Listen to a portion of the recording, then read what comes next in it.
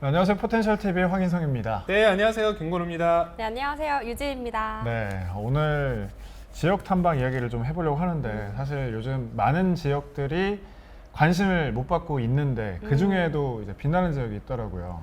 있죠. 사는 산인데 네. 용이 사는 산 어딜까요? 아, 너무 재밌다. 용산. 네, 웃었어요.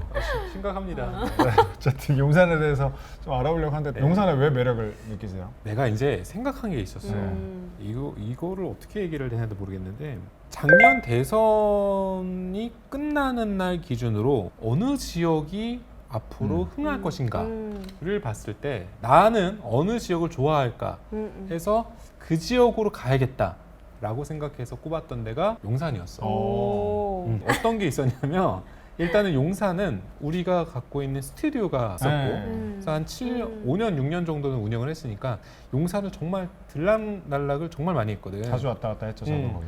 그치. 그래서 거기를 많이 갔었고 그러다 보니까 매번 갈 때마다 뭔가 변화의 흐름이랄까 그런 게 느껴져서 아, 참 이 동네 괜찮다.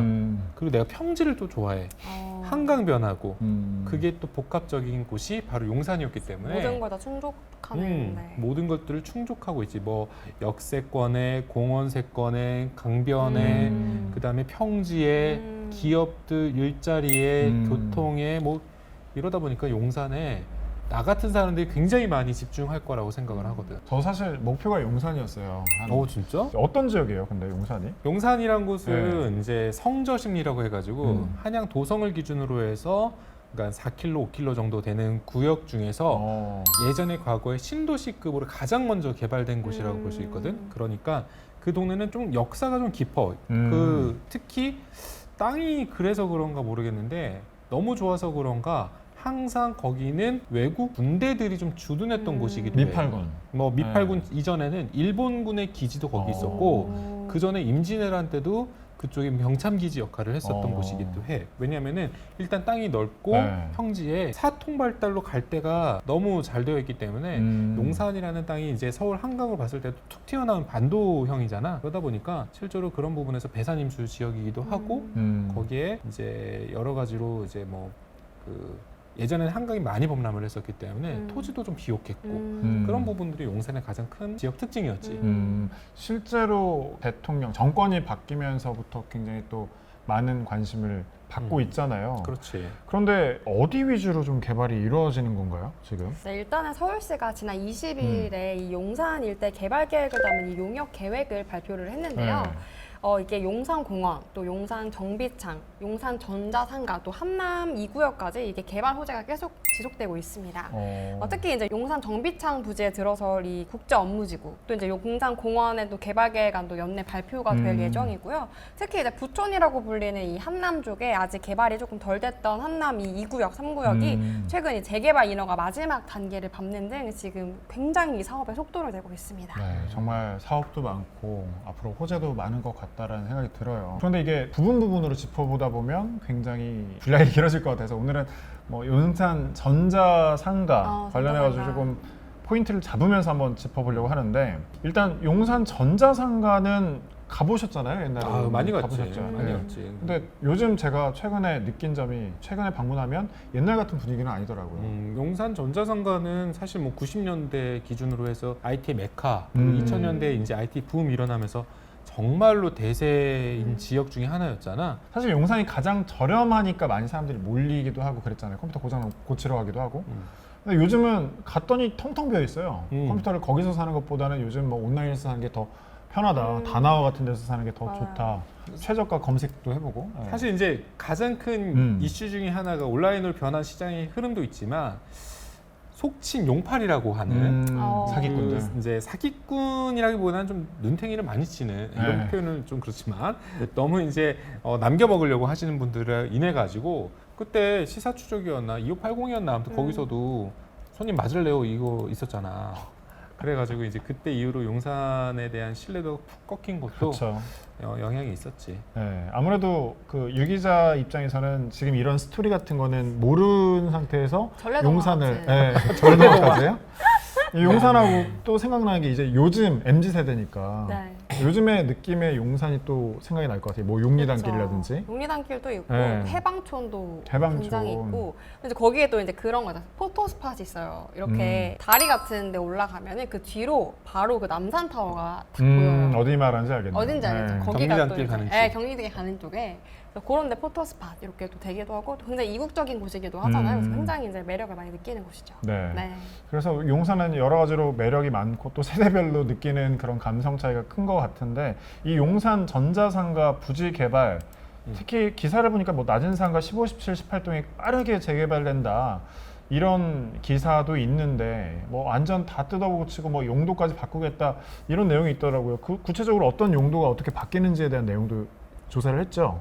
네네. 네. 일단은 낮은 상가 같은 경우에 이 15, 17, 18동이 아마도 이제 첫 번째 대규모 개발이 되지 않을까 제가 이렇게 보고 있는데요. 이곳을 이제 그 용산 전자상가에서 조성될 이 메타밸리를 오가는 그 사람들의 직주락 단지로 만든다라는. 직주락이면 네, 이제 직은 네. 직업, 주는 그- 거주, 네, 그렇죠. 낙은 놀이, 네, 유흥 네, 뭐 이런 단지로 거겠네요. 만들겠다라는 이런 계획을 펼치고 있습니다. 그 낮은 상가 같은 경우는 주인이 한 명이라는 얘기도 있고 뭐 그러더라고요. 그러니까 단일 소유로 지금 용산 전자상가 같은 경우에는 이제 전자랜드, 낮은 상가 그리고 이제 그쪽은 거의 이제 토지 소유주가 한 명, 한 회사 정도로 되기 때문에 아무래도 이제 그 단일 소유로서 재건축, 재개발이 빠를 수 있다는 네. 특징이 있고 이미 지금 내가 많이 지나다니고 있는 상황에서 거기 지금 철거하려고 다 펜스 쳐놨더라고. 이미 이제 재개발이 들어가고 좀 부수고 새로 짓고 하다 보면 바뀌는 부분도 굉장히 많잖아요.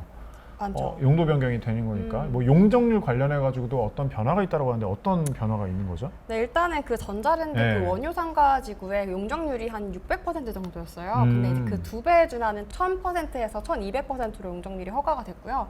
이 말인즉슨 이제 올라갈 수 있는 건물 높이가 훨씬 더 높아진다는 거죠. 그리고 이제 도시재생 혁신지구 같은 경우에도 이 용적률이 한 250% 정도 됐는데 이것도 800%에서 1000% 정도로 용적률을 올린다고 해요. 네, 그래서 더 높이가 있는 그 건물들이 올라간다는 거죠. 그래서 이제 용산 자체 랜드마크 건물들이 또 굉장히 많이 생긴다 이렇게 보시면 되겠습니다. 지금까지의 용산의 랜드마크는 뭐죠?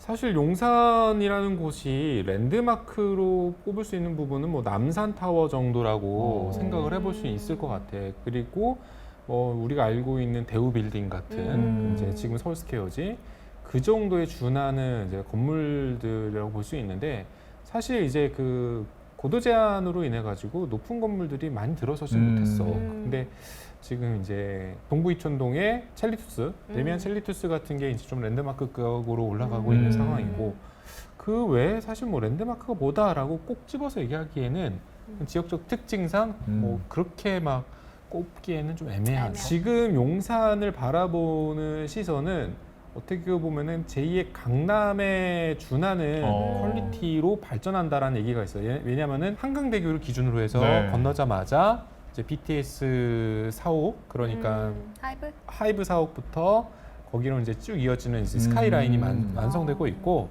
그러면서 업무 단지로 개발을 굉장히 적극적으로 하고 있는데 서부 이촌동에 지금 정비창 구역도 거의 이제 100층 가까이로 올라간다는 얘기도 있고 그리고 그 바로 옆에 이제 전사상가도 그 초고층 빌딩으로 올라간다는 얘기가 있고 그 앞에 뭐 현대자동차 연구소 센터 같은 경우에도 발전한다 뭐 이런 저런 얘기가 있기 때문에 수많은 랜드마크가 생긴다라고 좀 생각해 볼 수 있죠. 실제로 근데 최근 소식 보니까 네.